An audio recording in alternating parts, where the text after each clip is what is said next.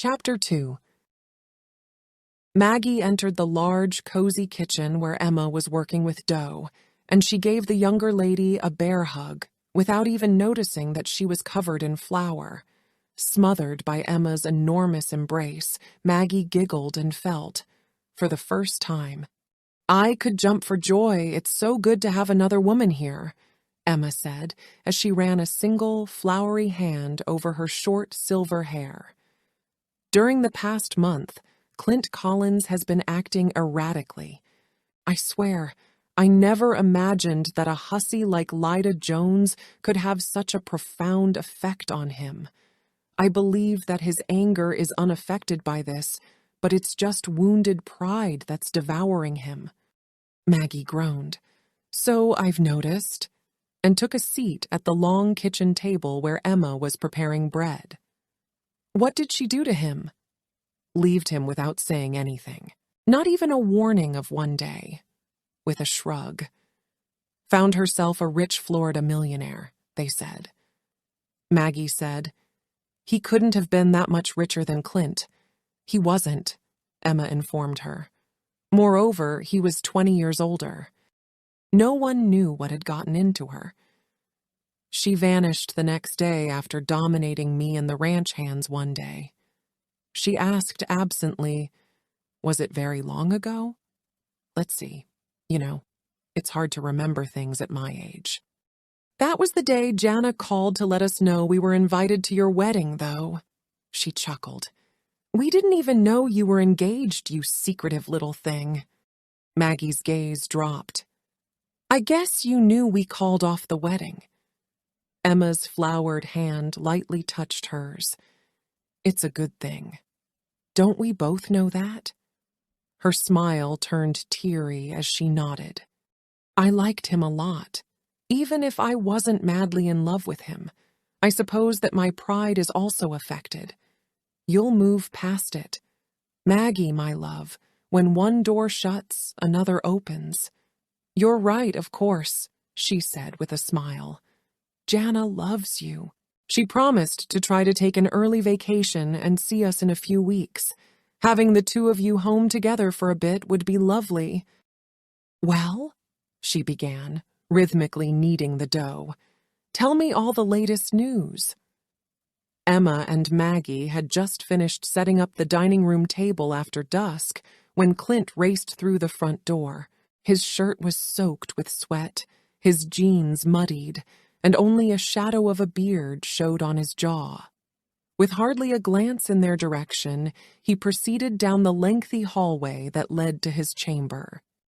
"Whiskey," Emma said, nodding, and then added a little water and 2 ice cubes to a glass of the amber liquid that was 2 inches deep.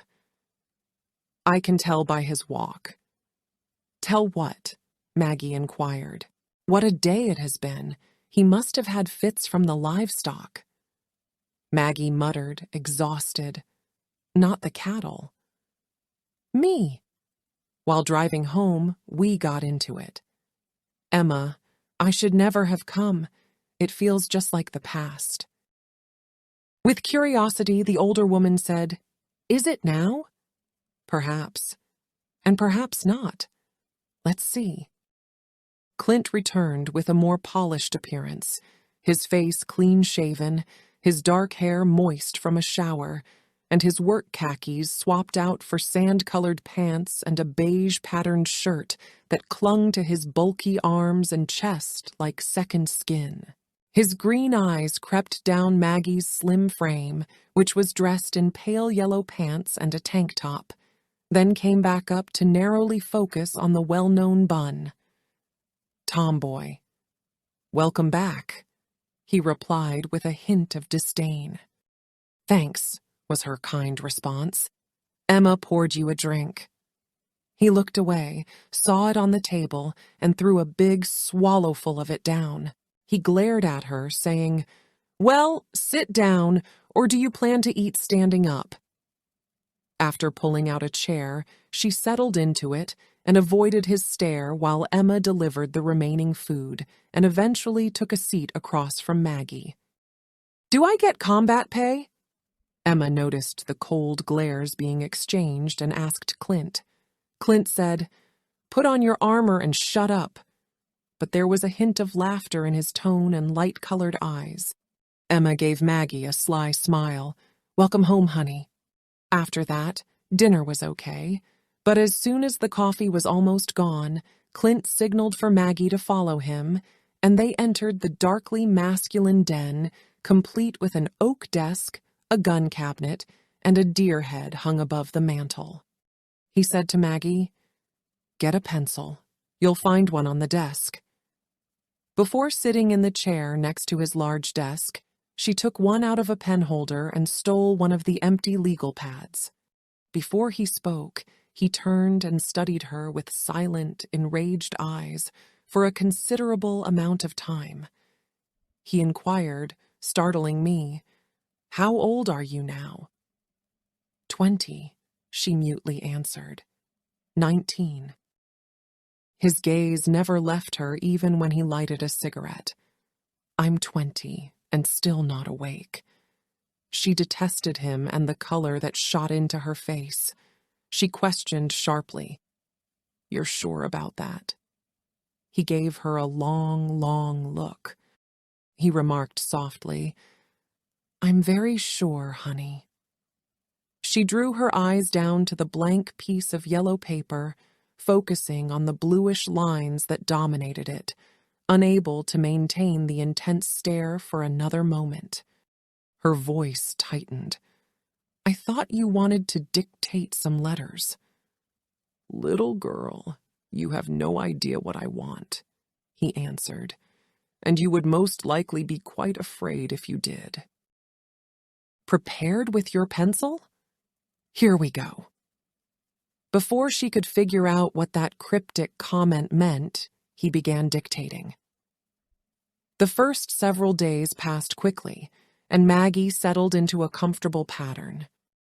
Clint allowed her to work at her own pace by leaving the correspondence fully outlined on her desk each morning. He signed the letters, she examined the documents she prepared for him, and they both practiced controlling their rage at night. On the 5th day, she finished early and gave in to the urge to take a ride. Her favorite horse was still the sweet little bay mare that Clint had given her for her 17th birthday. She called it Melody because the horse walked with an effortless rocking rhythm, akin to a blues tune. Returning to the vast, wide farm that had been her childhood haunts caused her emotions to flare. The old, stately pecan tree that she and Jana had climbed years ago was next to the towering line of pines, their dreaming tree. The thicket where small girls might gather armloads of dogwoods to dream over was located a bit further along. In the spring, the dogwoods grew virgin white. And there was the water, too. Leaning over the saddle horn, Maggie watched the horse glide between the woods in a lazy manner, resembling a ribbon of silver and white, the river where they swam and waddled and where, on the day she kicked Clint, he had thrown her, completely clo. Even in the shade of the hardwoods on the bank, the heat was heavy and oppressive, and she couldn't help but be drawn in by that enticing, refreshing water. She pulled off her thick socks and boots, then tied Melody to a twig. The river's rocks were smooth and slick, and the water felt frigid to her bare feet. She stumbled carefully as she got closer to the bank, holding onto a heavy oak tree's dangling limb for support. She let out a sigh and closed her eyes, listening to the sound of the river running, the whisper of water, and the birds hopping from bough to bough, calling to one another and moving the leaves over her head. She appeared to have returned home. Home. She recalled smiling while Clint's mother made biscuits in the oven and made fun of Maggie's pigtails. And Clint, even more frustrating than that long before, greeted her warmly when she got off the bus at the station by swinging her off the floor in his firm arms. A dozen years prior, long time ago. Her gaze became blank as she opened her eyes and followed the river's course downstream. It was difficult to pinpoint the exact moment when their connection deteriorated. At the age of 14, 15? There had always been imaginary fights, but by the time she hit her mid-teen years, they had turned into actual ones. Clint appeared to intentionally incite them, as though inciting her wrath were crucial in order to maintain her distance. In her 16th summer, it had been considerably worse. She wiped the idea from her mind. She would never get over that humiliation as long as she lived. The impact had been disastrous to a teenager who was already reclusive. She had never again attempted to let her heart open before Philip came along, just to have him crush her self-esteem completely. Rather than attempt to straighten her hair after a strand fell into her eyes, she took out all the pins and placed them in her pocket, allowing her thick black curls to cascade gently over her shoulders. She hadn't worn her hair down like this outside of her bedroom in a very long time. That was also a holdover from Clint's brutality. He was open about his love of long hair, and in the months leading up to that summer vacation, Maggie had let hers to grow to her waist. To get Clint's attention, she would even trade in her go-to trousers clothes for some ruffled sundresses and pretty sandals. But all she had managed to catch was Jerry brooms, and Clint had arrived in time to save the day. Clint always believed that Jerry's inability to escape her quickly enough was the cause behind her one-woman battle to win over his heart. All of it had failed, though. Her cheeks were still red from the lecture 3 years later when he angrily told her, "Save your schemes for a boy your own age, little girl. When I hold a woman in my arms, I want more than just her beautiful hair and doe eyes. My fury is the one thing about me that you find offensive. Maggie, I don't want you." Even after she returned home and became entangled in her mother's sorrow and her father's lingering illness, the words continued to linger in her head for days.